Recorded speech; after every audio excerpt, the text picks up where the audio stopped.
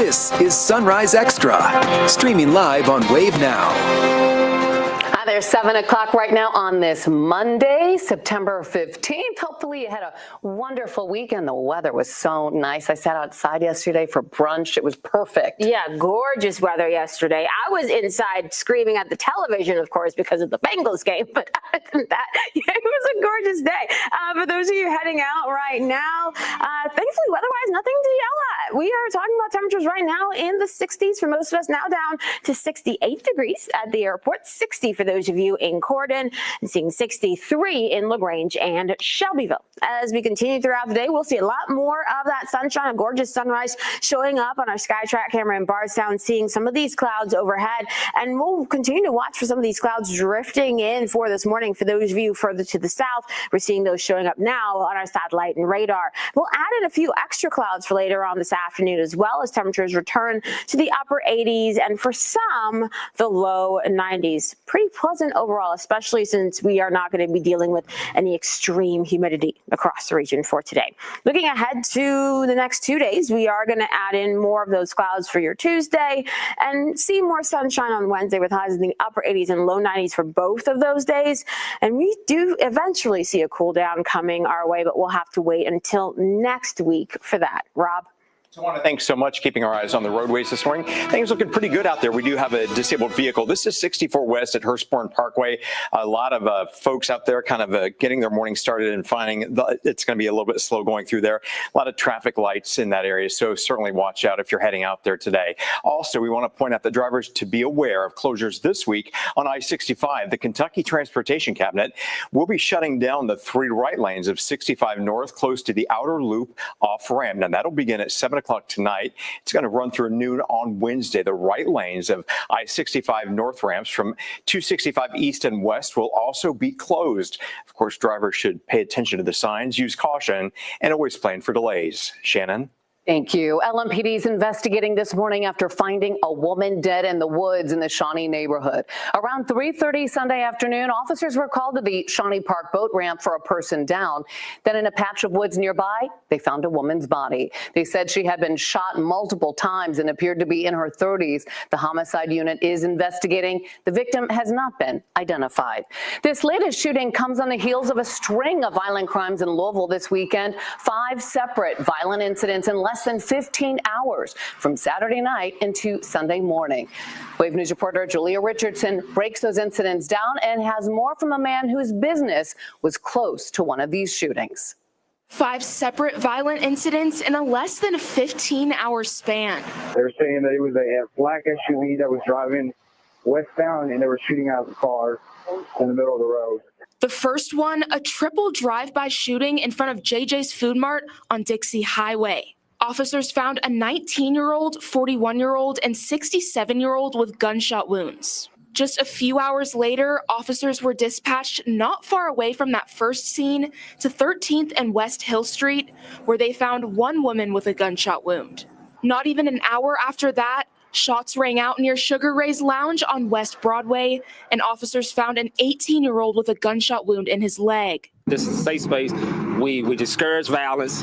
There's a no-gun policy. We don't even allow pepper spray or mace inside, right? So, it's just unfortunate that this thing had to happen right here. Sugar Ray's Lounge owner, Stefan Harbin, tells me the shooting had nothing to do with his business, but he's always tried to create an environment to discourage violence, including asking for a heavier police presence and more lighting outside. My cousin that owns Double Deuce, me and him both have been trying to even pay off-duty officers, right, to come and just be present for a couple of hours at night. Harbin added he was saddened to hear the incident at Sugar Ray's was one of several Saturday night. And police were busy into the morning hours as they responded to 2 homicides before noon on Sunday. One of them was to a home on Autumn Way where they found a woman whose throat had been cut. The other was to East Muhammad Ali, where they found a man shot dead in a car. And we need to stop looking for scapegoats and look for solutions, some real lifetime solutions that's going to help eliminate this. I don't understand why guns are so readily available. And as of right now, police have not arrested any of the shooters in these crimes. So if you know anything that could help, contact LMPD. The University of Louisville is investigating after finding posters depicting the violent assassination of Charlie Kirk. They were put up around campus, and now people at the college are voicing their concerns. Wave News reporter Kirsten Foote is live on UofL's campus this morning with the latest. Kirsten? Yeah, Shannon, good morning to you. We blurred out that poster just because of how graphic it is, but it depicts a conservative figure being shot in the neck with the words "debate this" written below it. Now, the university tells us that they have taken those posters down and they are investigating the incident. The chair of the college Republicans here at U of L, Dylan Tipton, says Kirk's killing felt like a punch to the gut, and seeing those posters made it worse. Tipton is organizing a vigil to remember Kirk, inviting people from both sides of the aisle, including the university's chapter of Young Democrats. I really want to work with the Young Democrats. I feel like there's a lot of opportunity to come together. There's a lot of stuff we agree with. Sometimes you just have to come, sit down at the table, talk to one another. But our country right now is just so polarized. U of L's Young Democrats declined an interview, but they say that they fiercely oppose the poster, and it goes against what their organization stands for. And again, the college Republicans have organized that vigil. It's happening tonight here on the Belknap campus at the Grawemeyer Hall from 7:30 to 9. They say anyone is invited, and as to who put those posters up, it's not clear yet who did that. We'll keep you guys updated as we learn more. Shannon, back to you. Thank you, Kirsten. A memorial is now set to honor Kirk's life. It is happening Sunday, September 21st at State Farm Stadium in Glendale, Arizona. That's the home of the NFL's Arizona Cardinals. The organization Kirk co-founded, Turning Point USA, is based in Phoenix. The stadium can seat more than 60,000 people. Tonight, you'll have a chance to shape the future of police reform in Louisville. The next step involving Louisville's consent decree is underway as the city looks to hire an independent monitor. Wave reporter Rob Wells is here with the details. Rob? Yeah, and Shannon, the Louisville Metro Office of Equity is hosting that meeting. The goal, sampling finalist teams applying to serve to make sure that the LMPD is following correct policies in all cases. Last December, Mayor Greenberg shared his office had reached a consent decree agreement with the United States Department of Justice. In May, the DOJ announced its intention not to make further required court filings to address the court's questions about the consent decree and dismiss its lawsuit against the city. Still, Mayor Greenberg promised continued progress with the community commitment Louisville consent decree. It provides for an independent style monitor to make certain that work on the department continues in order to best serve its citizens. But let me be clear, LMPD and our administration has been at work. We have been at work for the past 3 years on reform and improvement to LMPD every day with new training, with new approaches. You're seeing that work, the benefits of all that improvement every day out on the streets in our city. The meeting to hear from the finalists, it's going to take place at the Republic Bank Foundation YMCA tonight from 6 till 7:30. All this reform coming from the case surrounding Breonna Taylor, the woman whose death in 2020 sparked the movement. Shannon, back to you. Thank you. Happening today, the city's providing an update on their reimagined 9th Street project. The goal is to convert 9th Street from a wide thoroughfare that divides downtown from West Louisville into a street that connects them. The Department of Public Works is holding a public input meeting on the project tonight from 6 to 7 at the Beecher Terrace Apartments. Tonight, you can learn more about the Belvedere project. The city wants to transform the downtown space into an environment that blends architecture with nature. And tonight, there will be a public discussion on the timeline for that project. That's at the Shawnee Library at 6 p.m. This week, Brooks Houck and Joseph Lawson should soon learn how long they'll spend in prison. Over the summer, the two men were found guilty in the 2015 disappearance and presumed death of Crystal Rogers of Bardstown. Houck, her boyfriend at the time she vanished, and then Lawson were both scheduled to be formally sentenced August 21st. However, that was delayed because of ongoing serious health issues for Lawson, but now they're set to be sentenced this Wednesday. The jury recommended life in prison for Houck and 25 years for Lawson. Happening this week, the Louisville Metro government is looking for suggestions on what to do with the Givaudan site. Last November, the factory in the Clifton neighborhood exploded, killing 2 employees and injuring 11 others. Now, the city wants to get input for the site as Givaudan has announced that they will not rebuild there. They're holding a listening session this Wednesday at 6 o'clock at United Crescent Hill Ministries on State Street. Bourbon and Beyond now over. Some big names were here for that festival. These are some of the pictures taken from the festival by our Wave photojournalist, Marty Pearl. Look at that crowd. He got excellent pictures of Noah Kahan, Fish, Sturgill Simpson, the Goo Goo Dolls, and more, and also captured that new layout, Kentucky Kingdom, plus the much larger crowd. You can check out all of his work by going to wave3.com. And with Bourbon and Beyond behind us, that means Louder Than Life is now up next. The Rock and Metal Festival returns this Thursday. It runs through Sunday. Some of the heavy metal bands performing include Slayer, Avenged, Sevenfold, Bring Me the Horizon, and Lamb of God, among nearly 200 other bands. Right now, 4-day general admission tickets are just over $500, and single-day general admission is around $238. Racing Louisville was looking to keep their spot in the playoff last night in Seattle, but the game was abandoned before the final whistle for a medical emergency. We'll have those details regarding one of racing's star players.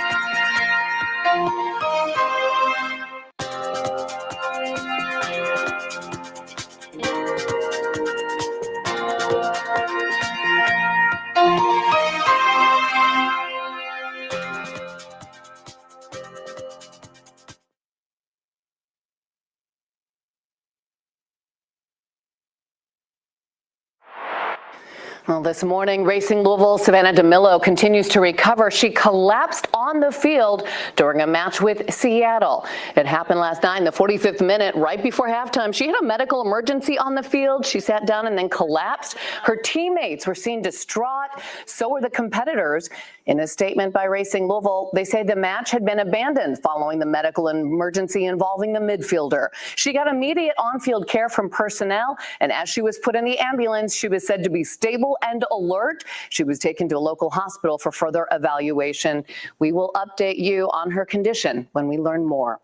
We've now completed the 4th week of the high school football season. That means it's time to nominate our Player of the Week. Congrats to Christian Grayson of Charlestown for winning this past week. Here are your Week 4 Player of the Week nominees. Jackson Burke from Cal, Cage Fannin at Fern Creek High School, Jarek Hoover playing at Holy Cross, Zane Johnson from Trinity High School, and Parker Rudolph at KCD. The polls are now open, so you can vote and catch Week 5 of Touchdown Friday Saturday night to find out who the winner is.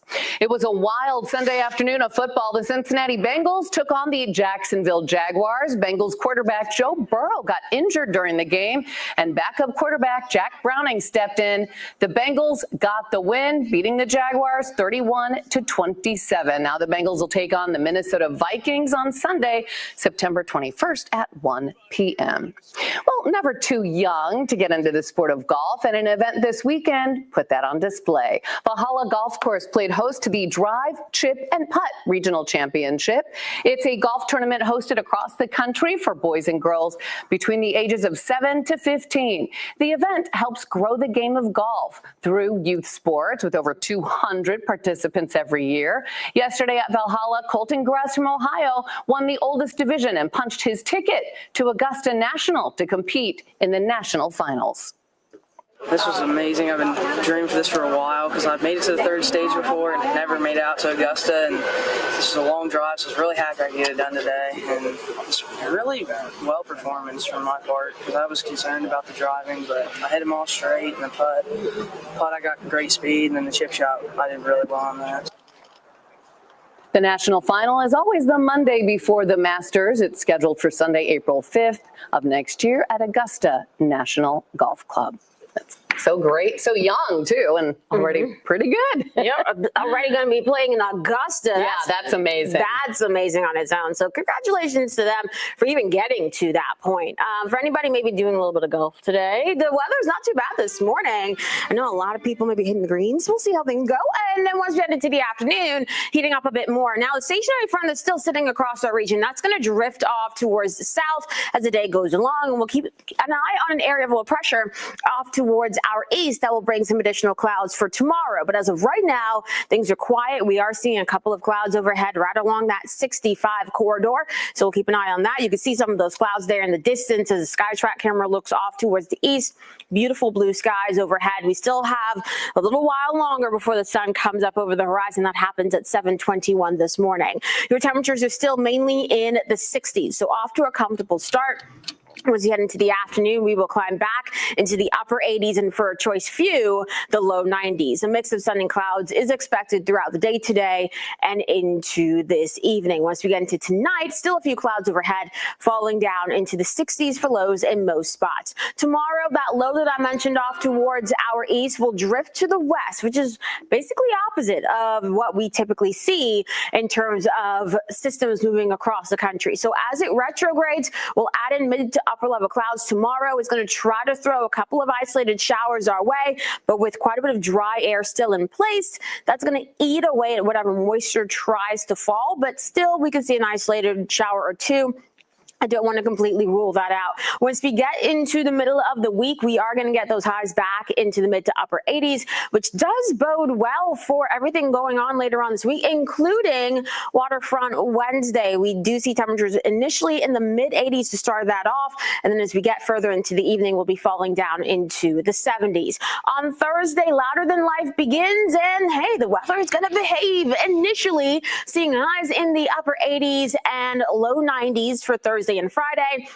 Metalheads have absolutely no problem dealing with the heat. But once we get into the weekend, this is when we'll add in some additional rain chances. These, though, look pretty isolated. We'll have this area of low pressure pushing towards us, bringing a few of those isolated showers and thunderstorms on your Saturday, a little bit more so on Sunday. And then on Monday, with that low and the front getting even closer, our rain chances go up with some of those scattered showers and thunderstorms expected more so on Monday and Tuesday, helping to drop your highs down into the upper 70s and low 80s to start off next week, and we'll keep an eye on whether or not we see a little bit of a temperature bump towards the end of next week. Shannon.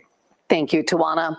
In consumer news, TikTok is back at the top of discussion. President Donald Trump says the future of TikTok is in the hands of China. It comes 2 days before the critical deadline Wednesday, which will determine whether the app stays in the U.S. or goes away. Lawmakers believe TikTok poses a security risk to the U.S. because China owns it. Congress passed a law last year that was supposed to take effect months ago, but President Trump has repeatedly extended the deadline. Right now, lawmakers say the president may extend TikTok's deadline again. Some big winners from the Emmy Awards. We'll tell you who won some of the big ones coming up.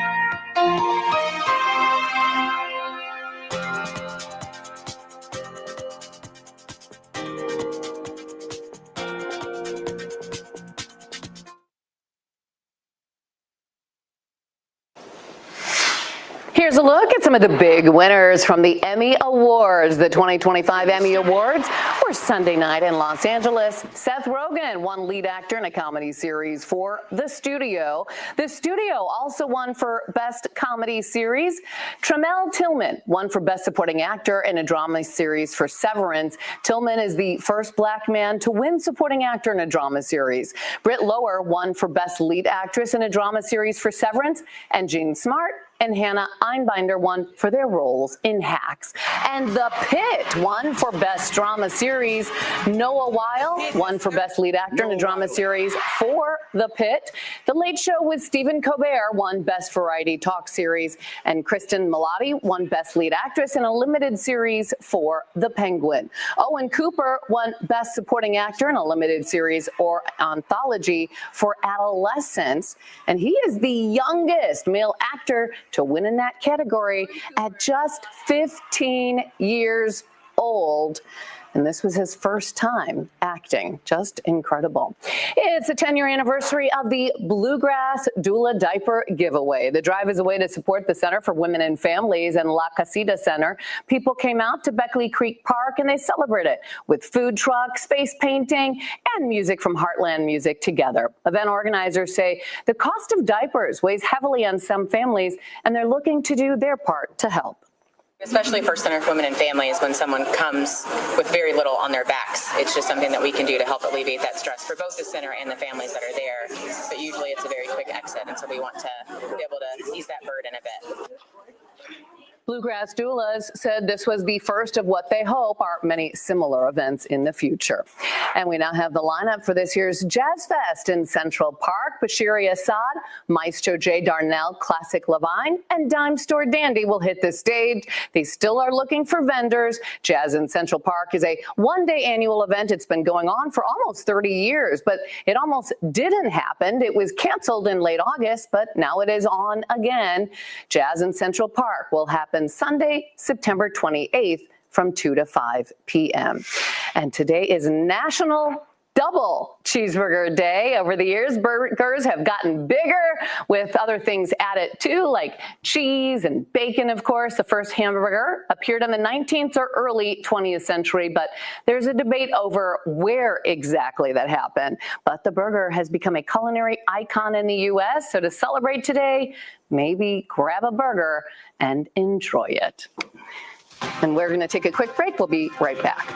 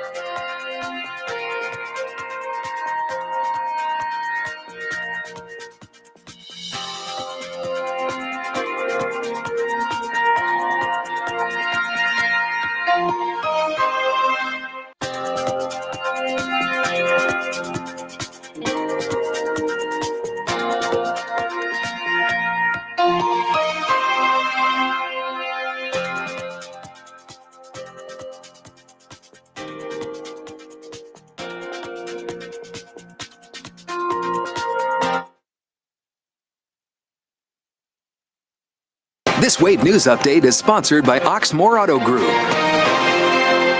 Good morning, I'm Shannon Kogan. Tonight, you'll have a chance to shape the future of police reform in Louisville. The next step involving Louisville's consent decree is underway as the city looks to hire an independent monitor. The Louisville Metro Office of Equity is hosting a meeting tonight to allow people a chance to talk to the finalist teams applying to serve to make sure LMPD is following the correct policy. Last December, Mayor Greenberg shared his office reached a consent decree agreement with the United States Department of Justice. But in May, the DOJ announced its intention not to make further required court filings to address the court's questions about the consent decree. Still, the mayor and police chief said they would continue.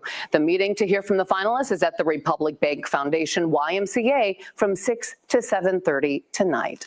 Let's go to meteorologist Tawana Andrew. How are we starting off the work week? Well, we are starting off with plenty of sunshine and warm conditions out there. What we're seeing right now on our satellite and radar, dealing with a couple of clouds overhead, seeing some of those clouds there off into the distance on our SkyTrack camera, but still a beautiful start to the day. Your temperatures are mainly in the 60s right now, 68 at the airport, 63 for those of you in Paoli, 61 into Columbia. But by the time we reach this afternoon, we should see your temperatures returning to near 90 degrees with a mix of sun and clouds overhead, continuing to watch a little bit more of that warmth building as we head throughout the rest of this week, with some additional showers and thunderstorms showing up once we get into the weekend. Rob? Tawana, thanks so much. Keeping our eyes on a crash at 264 near Taylor Boulevard. We're talking about a 3-car crash. It's just off from the camera view there, but it's supposed to tie things up for about the next hour, hour and a half. No reports of any injuries in that area. So if you're heading out in that direction, be sure to give yourself a lot of extra time. Otherwise, looking pretty smooth around most of the metro area. We'll keep an eye on it throughout the morning. Make it a great Monday.